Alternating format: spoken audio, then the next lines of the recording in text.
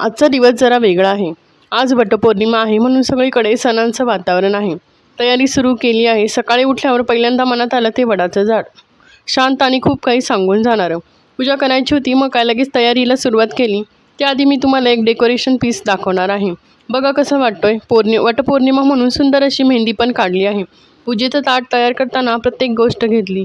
फुलं, वटी, अक्षता आणि वटी भरण्यासाठी एक छोटीशी ट्रिक वापरली. ज्यामुळे ताट अजून सुंदर दिसायला लागले आणि ताट एकदम छान आणि व्यवस्थित दिसतंय. पूजेसाठी गेलो पण तिकडे प्रचंड गर्दी होती. पण त्या गर्दीतही एक वेगळीच ऊर्जा होती. प्रत्येकाच्या चेहऱ्यावर श्रद्धा आणि समाधान. पूजा केली, मनाला छान वाटलं. घरी आल्यावर स्वयंपाकाची सुरुवात झाली. आज जेवणही तितकंच खास होतं. पुरी भाजी सोबत भजी. पूर्ण दिवसात अजून थोडा वेळ स्वतःसाठी काढला. काही फोटोज व्हिडिओ कॅप्चर केले. त्या क्षणांना जपून ठेवण्याचा एक छोटासा प्रयत्न. क्षणांना कॅमेऱ्यात कैद केलं कारण ह्याच आठवणी नंतर खास वाटतात. हे क्षण जगायचे असतात तर मनात साठवून ठेवायचे असतात. शांत, सुंदर आणि भावनांनी भरलेला माझा सुंदर वटपौर्णिमेचा दिवस. तुम्हाला कसा वाटला हा दिवस ते नक्की सांगा. आजचा व्हिडिओ आवडला असेल तर